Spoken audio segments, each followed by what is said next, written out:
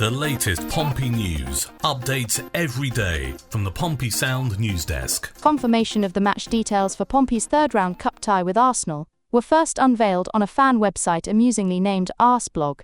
Arsenal's FA Cup third-round tie at Championship side Portsmouth will take place on Sunday, the 11th of January at 2 p.m. The match, sandwiched between a home game with Liverpool and a trip to Nottingham Forest, will be broadcast in the UK by TNT Sports. You'd imagine, depending on the injury situation, Mikel Arteta will use the opportunity to rotate heavily, although he'll be wary of the fact that the competition, in a break from tradition, has done away with replays at this stage. Let's hope we can get the job done at Fratton Park in 90 minutes, as the quest for silverware opens up on a fourth front. Yes, that is an amusing name for a fan website, isn't it? Arse Blog. Say it to yourself. It's quite satisfying. Arse Blog. Anyway, Pompey have announced that ticket details for that game will be announced in due course. And obviously everybody can start looking forward to that game as a standalone piece of excitement from the moment the draw was made, actually. But now that it's becoming reality and we've got times and places and dates, then it can start to harden up in our mind. Bring 'em on.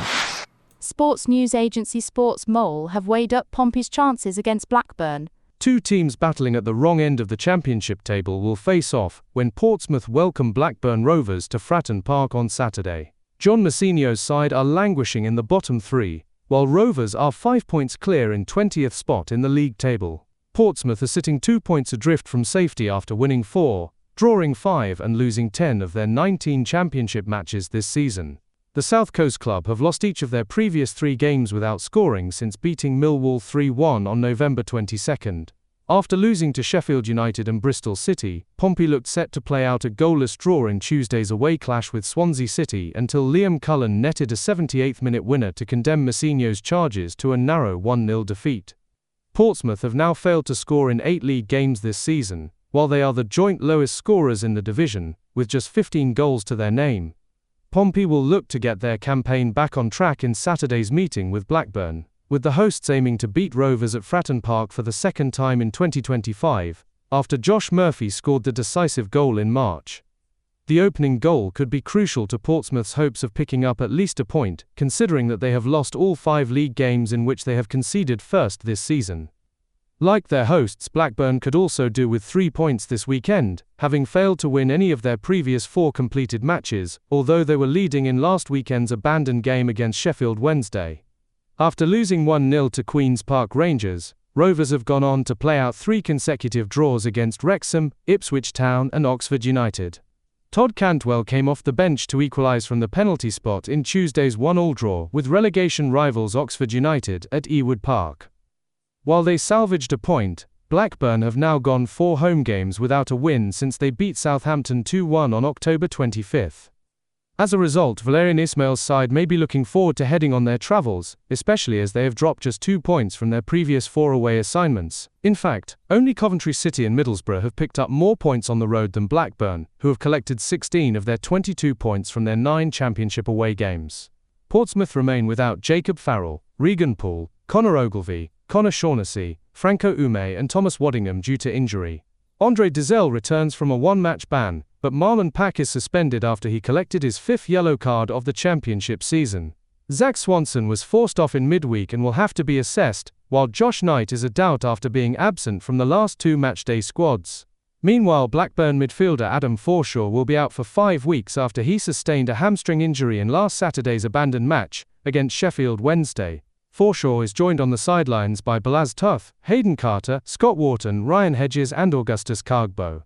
Ismaël is hopeful that midfielder Sondre Tronstad could return from an ankle injury in time for Saturday's trip to Fratton Park. Portsmouth possible starting lineup: Schmid, Devlin, Matthews, Boart, Williams, Swift, Dizel, Lang, Chaplin, Murphy, Bishop. Blackburn may only be 4 points better off than Portsmouth, but they have proven to be a strong team on the road this season, and considering that they have won 3 of their last 4 away games, we think they will do enough to take all 3 points from Saturday's fixture. Sports news agency Sportsmole there, on Pompey's chances against Blackburn. Former Pompey striker Yakubu has been touting his verdict on Michael Eisner. Yakubu helped fire Pompey into the Premier League, so he knows what it takes. But he has serious doubts the club's current owner can do the same. The former fan favourite has poured cold water on Michael Eisner's ambitions to return the Blues to the top flight. Yakubu, a key part of Harry Redknapp's title-winning side back in 2002-03, believes it'll take serious investment to get Pompey back to the big time. The kind of money he doesn't think Eisner and his company, Tonante, are willing to spend, especially with the team currently stuck in the championship relegation zone. Yakubu's blunt assessment comes just after the Blues chairman sent a video message to the Portsmouth supporters, Trust, last month, insisting that the Premier League remains the goal, no matter their current struggles. Speaking to Sportscasting, the Nigerian striker, who left for Middlesbrough in a £7.5 million deal in 2005 after scoring 36 goals in 2 top-flight seasons, praised the long-suffering fans. "It would be nice to see them again because they are unbelievable," he said. "It is a nice city, it's not a big stadium, but they love football, they've been suffering for over 10 years now. So they need to work so hard. And then the investment, when you try to get promoted to the Premier League, you have to invest. I don't think they have that investor who can put in that money for them to take you to the next level. But at this point they've been doing all right. And I hope that we get a chance to play in the Premier League again. A Premier League return feels a world away right now." Pompey are 22nd in the Championship, with just 1 win in their last 10 games. The immediate priority is simply avoiding relegation back to League One. In his message to the fans, however, Eisner seemed unfazed by that threat, keeping his sights set high. "We are always asked about our ambition," he told the Trust. "And we've had the same ambition we've had since 2017. We want to get into the Premier League. We have patience. We are now in the Championship and that is our goal." He added, "We do not want to be a yo-yo club. We do not want to go back down to League One. We want to go up the ladder. We want to be financially intelligent.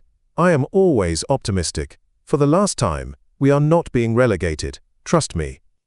No disrespect to Colby Bishop or Mackenzie Kirk, but it wouldn't be a bad thing to have Yakubu in his prime in our number 9 shirt right now.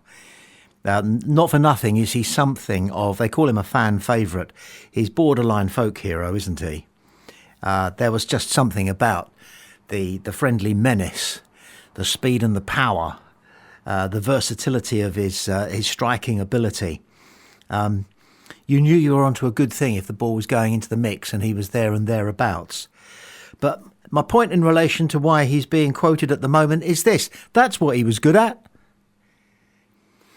He's not a billionaire businessman. And the reason he's not a billionaire businessman, and Michael Eisner is because Michael Eisner knows about the things, because he's been doing it with unparalleled success for decades. And he knows about the things that Yakubu is trying to tell him about. You know, it's a funny old fantasy that so many football fans have, that they know as much about football as the coaches and the backroom staff and the players, and they know more about running a business than the owners. Sometimes they do. Sometimes when you get irresponsible owners, the fans might have made a better job of it. But is there a fan or an ex-footballer or an ex-anybody other than a current highly successful businessman who is continuing to turn round all sorts of companies that Tornante acquire and making vast amounts of money out of the turnaround that he does? He understands everything about business, and perhaps one word that he understands is as important, if not more important, than all the other facets of business. That word is patience. But I also respect and recognise that Michael Eisner and the Eisner family and Tornante are playing a medium to long-term game with Pompey. And we just have to be a little bit patient. And it will happen, because everything that he's tried to do in business has happened. He turned Paramount into what it was, left, took over an ailing company called Disney, turned them into the world's #1 entertainment group, and left, but did both of those things and plenty of other things in business patiently. So we've just got to wait. And when an ex-centre-forward of ours, who we respect enormously as an ex-centre-forward, starts telling a billionaire businessman how he should be doing his job, we just smile and say thanks for the input. Next time we need an owner, we'll ask if you can do it. And if you can, you will, and if you can't, you won't. By the way, Yakubu is now a football agent, and good luck to him. Good luck to him. And it's nice to know he keeps tabs on Pompey, isn't it?